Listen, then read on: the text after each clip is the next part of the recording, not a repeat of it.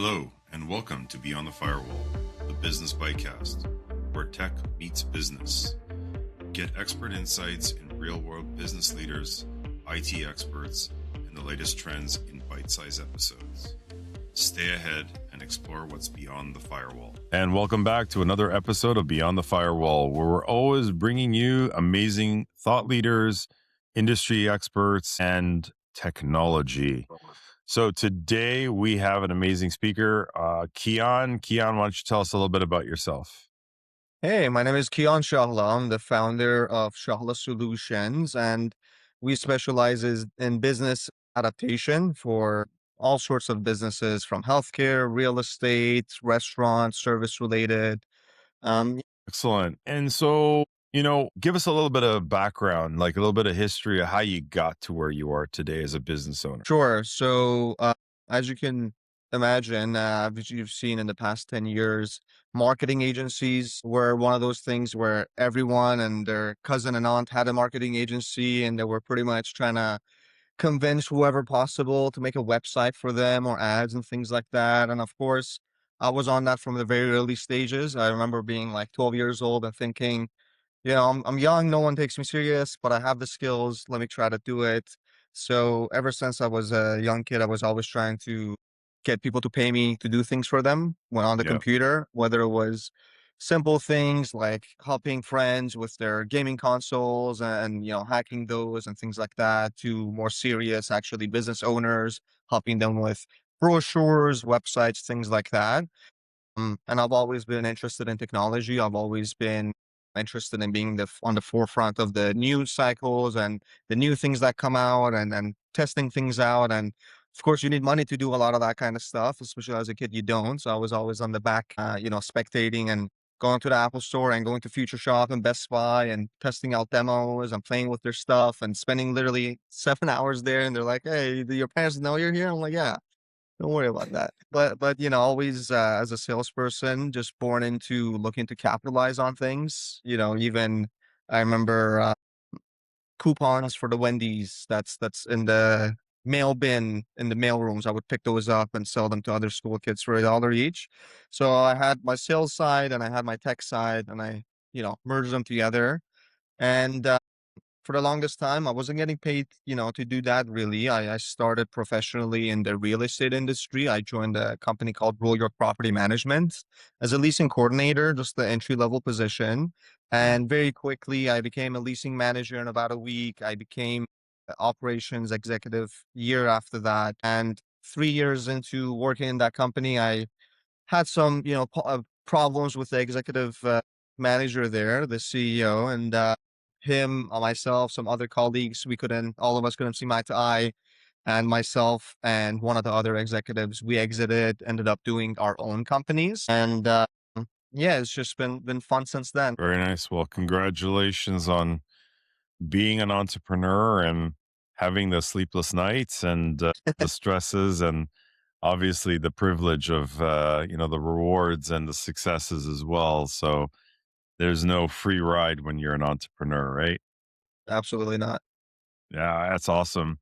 So for those that are listening today, Shala Solutions, like what exactly do you provide today to the businesses out there?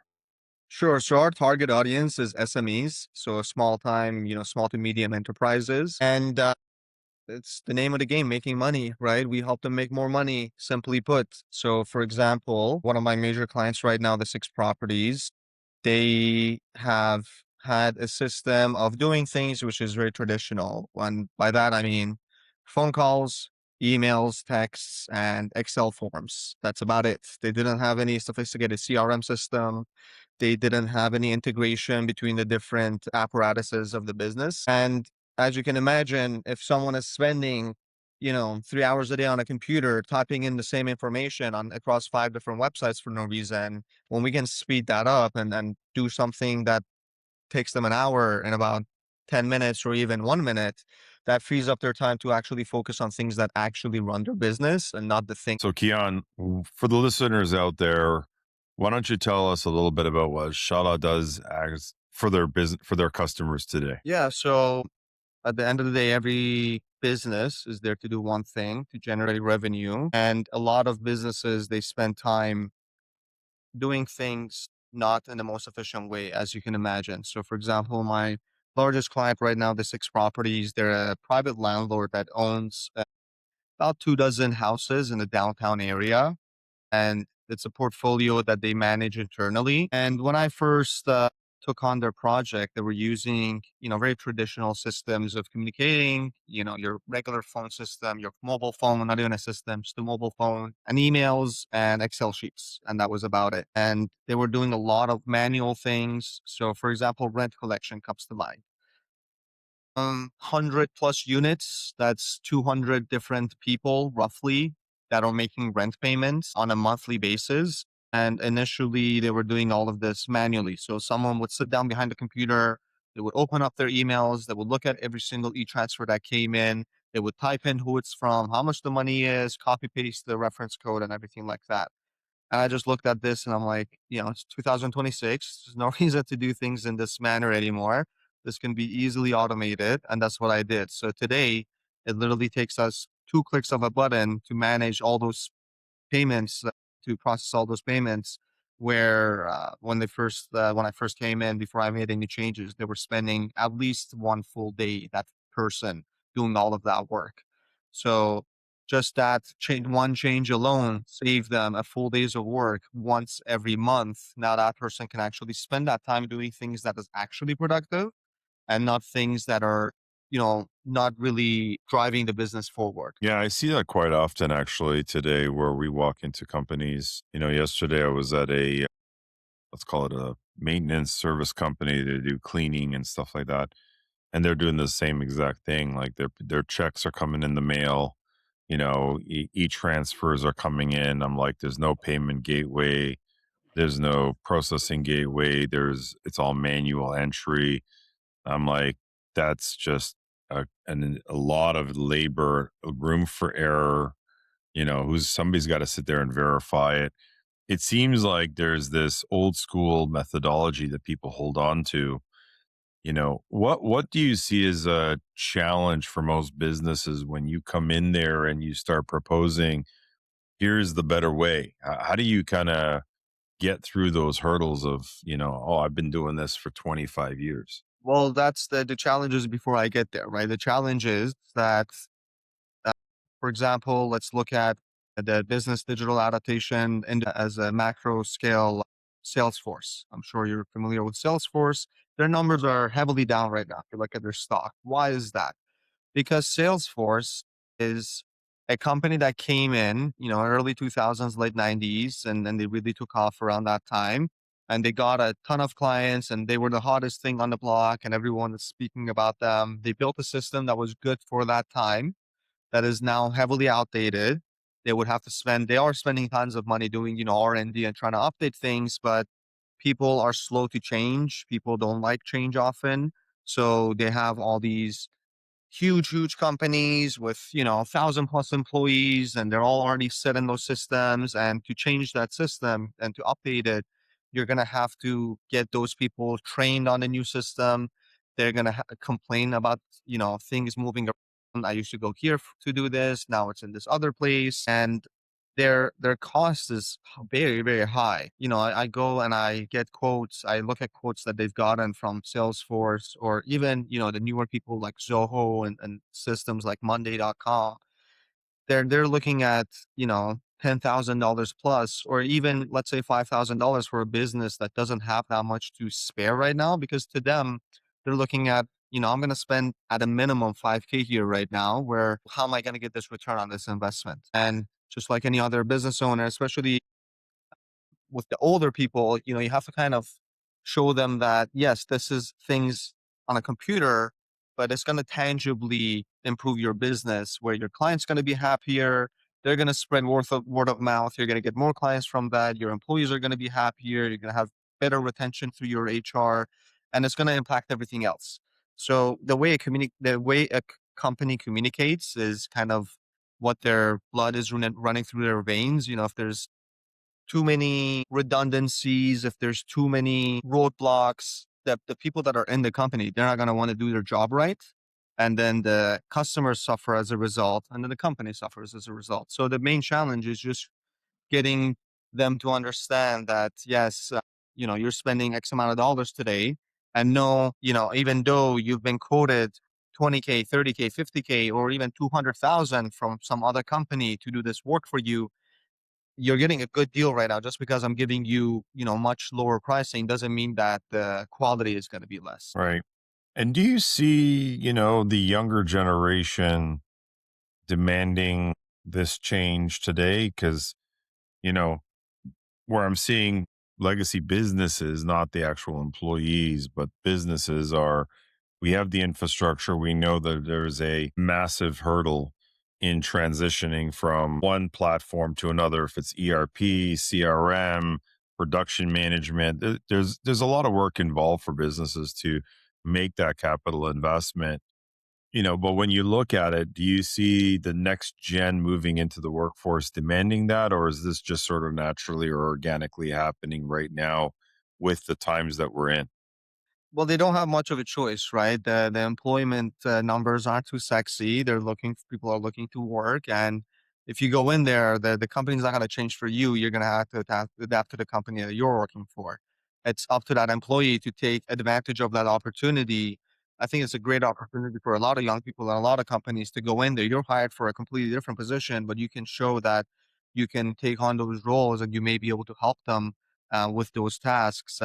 You would surprise, the managers you have, and they would go for it. It all depends. Do the younger folks want everything to be just like a quick button? Of course. But that's where on the other side, the older people, they don't want change. And again, with the companies that are already built, it's hard to, change your tires when your car's already on the road, right? You're not gonna be able to make it stop. That's what required. For example, Walmart. Walmart systems are very, very old, antiquated. Why don't they upgrade? Because they would have to stop their entire ship for about a week at a minimum to go through everything, all the stores they have, everything that they have, and update everything because everything is in unisync. So it's a big undertaking, and that's where the numbers don't make sense for them, right? When they're that big, unless they're a smaller to medium enterprise where the boat isn't so big, where, shifting it isn't too hard, the smaller to medium sized companies are more likely to adapt. And that's where, you get the companies like Claude going in and taking over the industry, and instead of Microsoft and Apple being able to be the forefront of AI. Why? Because the smaller companies can take more risks and more chances, right? So yeah, the younger people, they of course we want it, but that's up to the guys that make the decisions. And for them, it's a numbers game. And unless the numbers are so much where if they can say, hey, we're gonna make more money even if we don't have any revenue for 7 days, but Walmart's revenue not coming for 7 days is not gonna add up to what they're gonna save on AI for now. Yeah, no, I agree with you, and it's interesting to see how your enterprise level retailers like Costco and Walmart,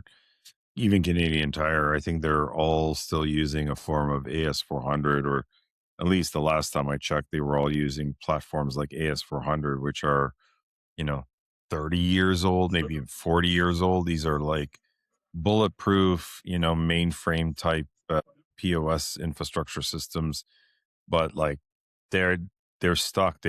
It's next to impossible for them to do a forklift to migrate, and it is Exactly. challenging because the cost is astronomical for them to pivot. Where a small business, we can clone, replicate, use some of the new technology like you're mentioning, Zoho, Monday.com, or one of the myriads of new tools that are coming out on the market. Copy paste, be up and running within a week, couple days, and you're up on the new system. So yeah, I see that being a big challenge for big corporations, but I think overall small businesses need to really be embracing that transition and the opportunity right now, because I think overall the newer tools that are coming out, especially with the next gen, there's a lot of value today, which was not there. Like you said, with Salesforce, it was the standard, the gold standard till now. And now there's a plethora of options out there. Do you see AI as a catalyst to all of this massive efficiency scale, or is it something else that's happening, like the economy, or No, what it's do you see as part of that? absolutely, yeah, it's absolutely vibe coding, right? So again, in the old way of doing things, it's a lot of going and taking a look at people who've already done it and then trying to pay them for those services and getting a standard, system that's already pre-built.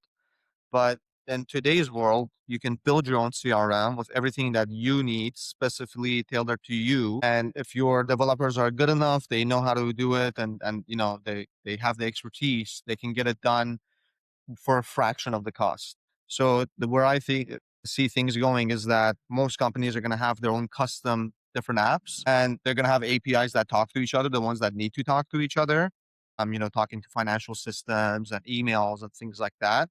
But you're going to have a bunch of different custom apps instead of one giant new kid on the block that everyone's going to sign up for. That's where I see things projecting. Interesting. Yeah, I've been hearing about this where, call it, code command creating software instantly, and I think companies are just starting to wake up on this, and I think there's still a mass wave of, businesses out there that haven't even started to look at how AI between Claude and ChatGPT and other platforms are able to help them be more effective and efficient. Is Well, that the tech something? guys themselves, just to butt in, like Nvidia, Sure. their own AI designs their own chips for them now. Meta has 30% of their code being written by AI. It's now already there with the big guys. With the smaller guys, it's again, it's their risk that they're not, Meta and all these other guys, they're in the field. So they know the ins and outs. So they're easier trusting their own systems, especially if it's your own system, you have full control of it. So that's already happening, and it's already something that is people are not paying too much attention to it, but it's there. The tsunami's already started. Yeah, no, I hear you. And it's interesting. So is that part of your offering today? Like when you're going in there, are you showing companies how they're going to be able to, take advantage of all these changes? Or are you more on the strategic side to say, here are your gaps and these are some of the tools that you can actually build on? And then here are some different places. Are you actually putting the pieces together, or are you Well, orchestrating it? every business is different, right? It depends what the business needs. Some businesses, it's not gonna be too helpful for them having an AI system and things like that when there's basic automations that are they're already not taking advantage of, right? So, for example, I used AI to create the system that automates the payment processing for the client specific properties, but there's Mhm. no actual AI agent being used in that system. So Right. technically, did I use AI? It's a kind of a gray area, but there's already so many automations available that so many companies have just not been taking advantage of. And AI is just showing them that, hey, like it's time to smell the coffee. They're kind of seeing it with, especially I think one of the most I don't know if you remember the famous things was Will Smith eating spaghetti, and that's how kind of the public has been doing a test of AI. I don't know if you remember, there was like 2015 it first started coming out, and it was really Yes. sloppy. It looked like kind of like a cartoon. The spaghetti was like flying all over the place. And then it was like 2024, they released one where it looked like as if it was really, was talking about that's one way that the public kind of people see AI in the news and then they forget about it. But people are working on this every single day. Companies are working. It's a race, kind of like the who can get the fastest car in the early 1900s, right? So comparing to, for example, with the car industry, you know, every now and then, boom, Ferrari wins a race, and everyone sees, look how far cars have come along. And it's the same thing with that Will Smith eating spaghetti video, where people are not following what's happening in the industry. And then all of a sudden, they see a really realistic video looking that they see it's been AI, and they're like, "Wow, look at what Google is doing with Suno and all these different providers." For example, with music, I don't know if you've heard the AI generated music. It's completely insane. There are fully AI bands on Spotify and Apple Music, where there people are, by the hundreds of thousands, even millions listening to them. And that's how the general public kind of gets updated on the progress of AI. So it's most people are like, I want to do I want to get AI integrated in everything. You don't need to do that. You don't need to, do AI everything. It's actually too much. You see that with Microsoft where people are like, man, leave me alone. I don't want Copilot. I want to get on my computer. I want to do what I need to do. I want to use my computer regularly. I don't need Copilot. And they're doing that because obviously they spent a lot of money on it. They need to show people are using it. So they're kind of shoving it down people's throats. But most businesses, if they just take advantage of the existing automations that's out there, they would improve greatly. It's again, they've been very sluggish. Like I said, most businesses are using Excel, they're using pen and paper even, and all of a sudden they want to switch to a fully automated AI system. It doesn't even make sense for them. So half the time we use AI to do the things we need to do for them. So it's really great for the people that are actually in the software development industry and obviously website design and graphic design and everything like that. I'm sure if you're looking around, you're going to see a lot of billboards. And I saw a Wendy's advertisement the other day that I know 100% they use ChatGPT to generate the images for. Yeah, well, I heard White Castle in the States is already using AI agent to take the orders in the drive-through. Oh, absolutely. I mean, they were doing. I think people from the Philippines were taking orders for Chick-fil-A over just like a video system. So if it's a Yeah. person in the Philippines or over there in the video system, of course, it's going to be just an AI video, and it's they're going to get away with what they can get away with as a society if they do that. And we're like, oh, we don't like it. We're not going to go spend money there anymore. We're not going to do it. If we keep spending money there and they get more orders done per hour, it's good for everyone. Yeah. Listen, at the end of the day, when you look at, there's a supply and demand issue. One, right now, when we look at the Canadian market, the people are complaining that there's too many foreigners working at Tim Hortons, and Tim Hortons getting a lot of flack on that. But if they went to AI and they automated it, now are they going to get flack for having an AI system doing all the work instead of the foreign workers? Like, it's this balance. Like, where is the happy median? Because the second part is, if you're paying top dollar for all your people for, let's call it fast food is no longer going to be cheap. And it's already in that spectrum where today you go to a lot of fast food joints and, there's nothing under $10. Like, it used to be the way to go for a cheap meal. And today, for most burger combos at 90% of all the different franchises out there, you're paying between 14 and $20 for a combo today. And people are starting to complain that that's no longer call it a cost effective lunch, which used to be like $5, $6. I think people So, care more about the quality, like the Tim Hortons issue. The complaint wasn't just that these people are non white Canadians. The issue was, for example, things that I would complain about, the cream cheese on the bagel. You know, they go there, there's none there. You go there, it's way too much, and they never got it right for whatever reason. Or one of my pet peeves is I get my coffee, they put a lid on it. Most people just drink it, they don't realize. Actually, I don't like drinking coffee with the lid on. I take the lid off all the time.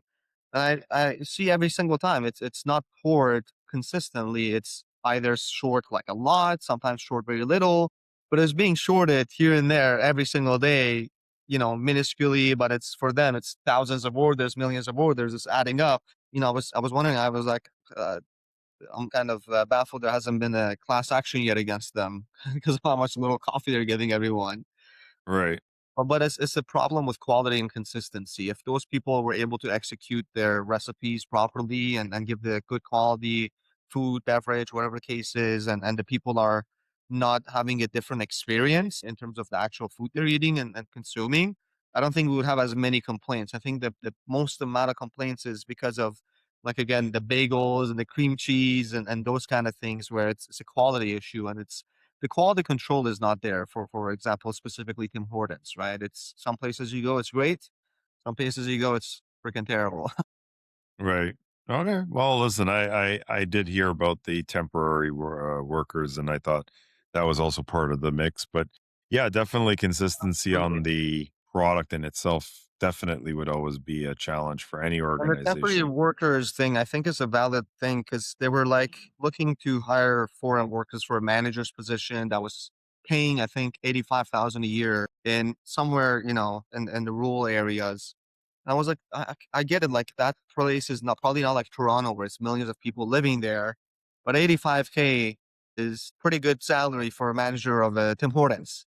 Yeah. So I do see people's concerns where they're like, how is it possible that in all of Canada you weren't able to find a single person to fill this position, and now you're lobbying the government to bring in people for it? Yeah.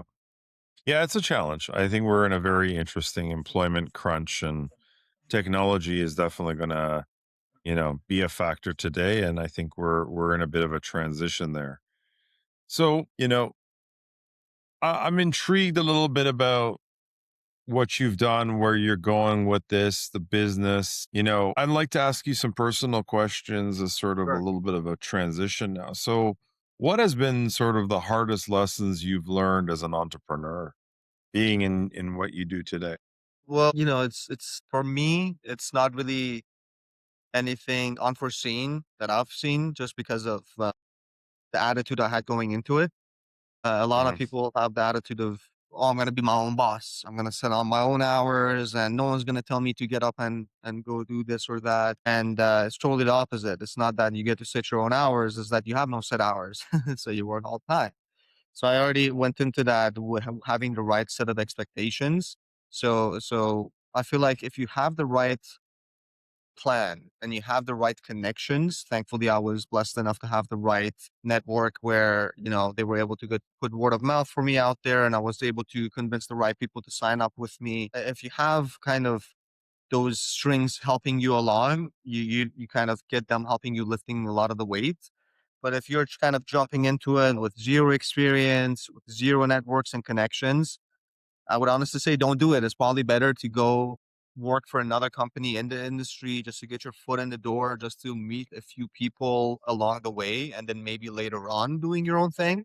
Yeah, yeah. Just because with entrepreneurship, I feel like it's been a ongoing fad for a while now, where everyone wants to do be an entrepreneur and do five different sources of income, and it's just not realistic for most people. Yeah, and I will say that it's part of the reason why I think it's part of the reason why you hear over 90% of all businesses fail, because they assume too many fallacies around how easy it is, and it's not. It is a lot of hard work, it's a lot of hard grind, and only the few survive beyond that 3 to 5 year threshold. So, on another one, I've got, and this is a challenging one, I think, for all entrepreneurs, regardless of where you are. If it's a startup, developed, or even a fully established business, what's your process today to evaluate whether an opportunity is worth pursuing or if it's a distraction? I think this is a big one. Well, again, money is what the common denominator for all of this. It's simple numbers, right? If I'm about to spend, 3 months, 6 months on this project, how much am I getting return on that investment of time? I like things that are scalable. That's why I like technology. It's you can tap into the whole world. So I like projects that, you know, they might have very low margin return, but can have very high volume of transactions. I do stock trading as well. So I kind of look at like a trade, right? If I'm about to buy into this project, this company, this stock, and I'm about to, put my eggs in this basket, am I going to see the lower amount of return versus another project if I were to work on it? Sometimes it might be that you don't have too much work going on or there aren't too many opportunities. So probably best to take it. And sometimes the timing, you realize, maybe at a different time I would have taken it, but right now my plate is too full. A lot of people, a lot of entrepreneurs, they want to take all the opportunities that come their way. It's best to take the few that you're going to excel at, the few that they're going to pay off, and focus on them instead of spreading yourself too thin. Especially, yeah, I see people that are taking on every single client that comes their way and they're not able to service all of them and they get people that are not happy with them. Interesting perspective. I like it. I like it a lot. So, speaking about that, making those decisions, what sort of challenge did you have that you had to persevere to get through to be where you are at today? I think timing, having patience, when I first started the company, I was promised a contract from the company that I left, from the CEO of that company. Like I said, I was working at Warrior Property Management as a COO, and I was told, hey, it's fine, no hard feelings. Go. Actually, I want you to make your own company so that I can give you a contract to do franchising for us. I have all these people that are wanting to get franchise offices from us. I want you to help them set it up, and you can get a fee for doing all of that work. And I did everything from my end, waited, tried to, knock on the door a few more times, hoping the contract would come through, and it fell through. And I had to wait a year. I had to kind of go find other ways of making money, just regular, full-time jobs working for another company, whether it's, marketing coordinator work or this or that, whatever it can pay the bills, obviously. It's one thing I find people, they're like, their ego kind of gets them too much. I'm like, I spent all this time studying, or I did this, or I did that. I'm too good to go do Uber or this or that. As an entrepreneur, you got to do whatever is needed to bring in money in. So, you know, I spent literally a year just paying my bills off of a credit card, taking on all that debt, taking on the risk of doing that, and doing the networking, doing all of the things necessary, trying to get a major client. And finally, about a year later, I found the client that I have now, the 6 properties that is, giving me the lion's share of work. And if, for example, with them, if I had maybe rushed them too much, if I had been, you know, too salesy, where I'm not letting it go, and I'm like, hey, give me an answer, because sometimes no answer is no itself, right? And you gotta be able Mhm. to take that.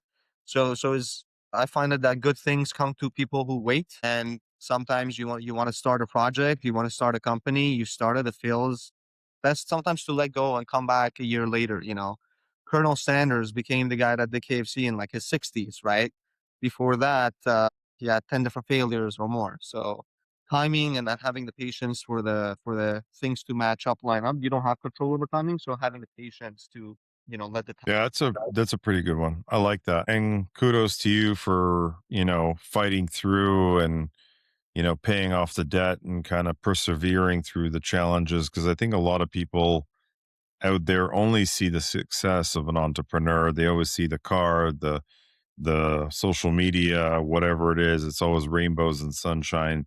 And nobody ever looks at all the challenges and the crap that we all had to take to get to where we're at today. It wasn't handed off to us in a silver spoon. So, that's just another amazing story to hear about how you made it and got through it, the challenges. So we're coming up to the top of the hour. I actually do have one last question, and it's sort of a words of wisdom today. So, if you're going to leave the audience today with a piece of advice about operations efficiency and automation and stuff like that, they will remember you by, what would you say is a words of wisdom to the audience right now? Every business has something that's at the pinnacle of it. For McDonald's, it's the customer eating the burger. For example, in real estate, it's the tenant living in the property. There's always something that is what the customer is experiencing that should be the pinnacle of your business, and it should be at the forefront of everything you're doing. Pretty much that experience has to excel, has to be the best experience possible for the user. As long as you're able to deliver that, everything else can fall in place. Amazing. Well, thank you for those thoughts, Kian. Yeah, Want no to worries. thank you for being on our podcast. It was amazing having you. Absolutely. I want to thank all of our listeners. If you like, please click the like and subscribe button at the bottom. And we hope to have you back and wish you all the best success in the business and ventures that you are headed towards. And again, thank you everybody for listening at the show. We hope to have other amazing speakers in the next couple of days, and we'll catch you at the next one. Thank you.